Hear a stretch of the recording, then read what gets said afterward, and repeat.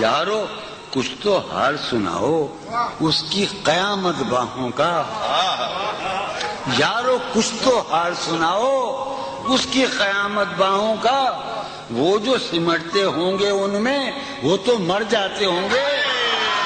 یارو کچھ تو حال سناؤ، کیا کہتے ہیں یارو، کچھ تو حال سناؤ یارو۔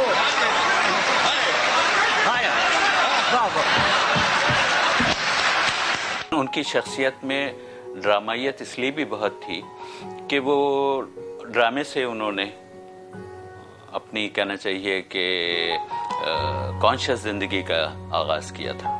ایک جان ایلیا یہ کہہ رہا ہوگا، دوسرا جان ایلیا یہ کہہ رہا ہوگا، تیسرا جان ایلیا یہ بات کہتا ہوگا۔ مجھے اندازہ ہے کہ جان میں وہ ایک تڑپ رہتی تھی کہ میں حیران کر دوں۔ ہم پاکستان سے باہر کسی مشاعرے میں تھے، تو وہاں جب میں ایئرپورٹ پہ پہنچے تو میں نے جان صاحب سے کہا کہ اپنا پاسپورٹ مجھے دے دیجئے آپ، تو میں آپ کی وہ اسٹیمپ میں لگا دوں گا، آپ بس یہاں بیٹھ جائیے۔ وہ تھک گئے تھے، میں نے کہا سامان وامان آپ یہاں رکھیے اور میں بس لائن میں لگا ہوا، میں بس آتا ہوں اسٹیمپ لگوا کے۔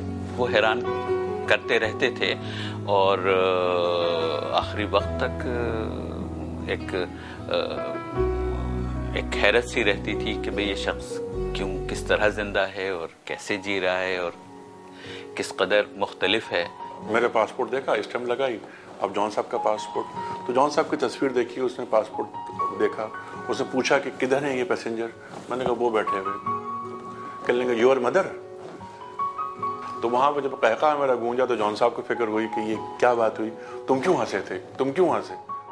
جانی جی یہ کچھ آسان تو نہیں ہے کہ ہم روٹ سے اب بھی ہیں مروت میں۔ کیا کہنے، سبحان اللہ سبحان اللہ سبحان اللہ سبحان اللہ سبحان اللہ سبحان اللہ، یہ کچھ آسان تو نہیں ہے کہ ہم کیا کہنے جون بھائی، پیچھے رہیے، اب بھی ہیں سبحان اللہ سبحان اللہ، کیا کہنے سبحان کچھ آسان تو نہیں ہے کہ ہم روٹ سے اب بھی ہیں مروت میں۔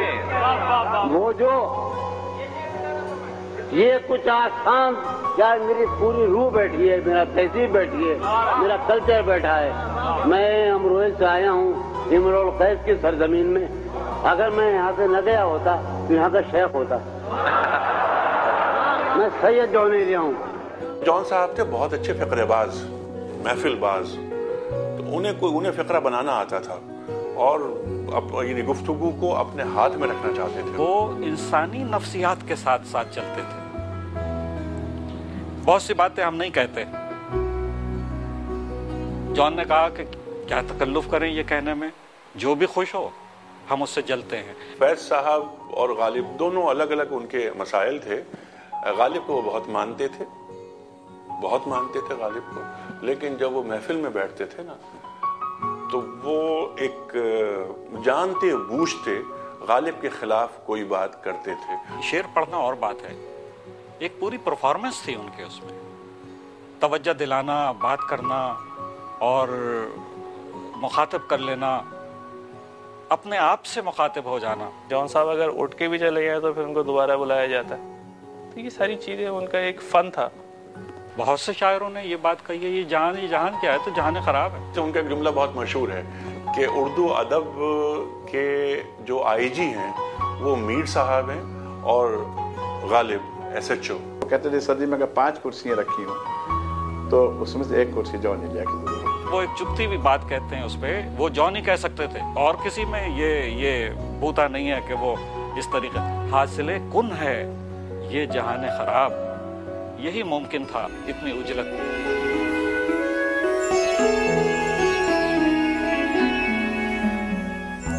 فقرے کسنا ان کے مزاج کا حصہ تھا، مگر کیا انہوں نے اپنی اس حس کو شاعرانہ رنگ دیا؟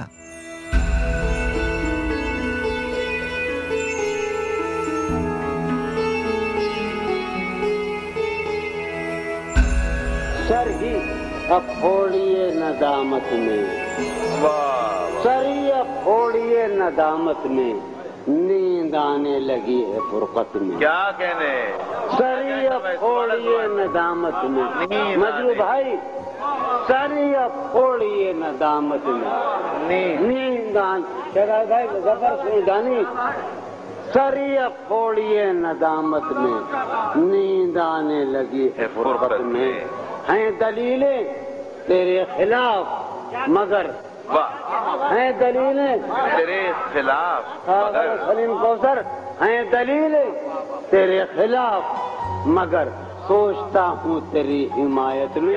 ان کی جو مقبولیت ہوئی وہ ہوئی ان کے طرز ادا پہ، جس طریقے سے وہ شعر پڑھتے تھے، جس طریقے سے محفل میں وہ پورا انوالو ہو کے کہ اپنی پوری شخصیت کے ساتھ اور شعر کو اس طریقے سے لوگوں تک پہنچاتے تھے کہ وہ ان کی دل پہ ایک اثر کرتا تھا. 80s کی بات ہے جب یہ سلیم جعفری نے وہاں مشاعرے شروع کیے، عالمگیر پیمانے پہ وہ مشاعرہ ہوتا تھا، تو اس میں یہ ذمہ داری میری آئی کہ میں جان بھائی کو لے کے جاؤں، تو میں نے انہیں تیار بھی کیا، انہیں ساتھ لے کے بھی گیا. ابے میری تو ہے نا بیاس تولا، اس ٹائپ کی وہ باتیں کرتے ہیں. اس کے اندر ایسا ہوتا ہے کہ پورا مجمع جو ہوتا ہے وہ ان کے ساتھ انوالو ہو جاتا ہے. جان صاحب جس عمل سے گزرتے وہ جانتے بوجھتے گزرتے، اور انہیں سب معلوم ہوتا تھا کس آدمی سے کہاں تک بات کی جائے، کہاں لڑکھڑانا ہے، کہاں مصرع بھولنا ہے، کہاں ڈاکٹر پیرزادہ قاسم کو آواز دینی ہے کہ ڈاکٹر میرا علاج کراؤ، ڈاکٹر میرا علاج کراؤ، انیق کہاں ہے تو انیق کو بلاؤ، انیق کو بلاؤ. ساری دنیا کی نظر میں آ گیا کہ یہ باکمال شاعر، یہ باکمال مفکر، کیونکہ میں یہ سمجھتا ہوں کہ شاعری کے ساتھ ساتھ ان کی فکر ہے، جو ان کی سوچ ہے. وہ یہ چاہتے تھے کہ ان کی باتیں، ان کی یہ دانستہ بے نیازی، ان کا یہ جو ان کا اسٹائل تھا، اور لیٹ جانا اور سوتے رہنا 6 دن یا جاگتے رہنا 12 دن، یہ تمام کام ایسے تھے کہ وہ بس گفتگو میں آنا چاہتے تھے. ایسے مشاعروں میں نہیں پڑھتے لوگ جیسے جان پڑھتے تھے.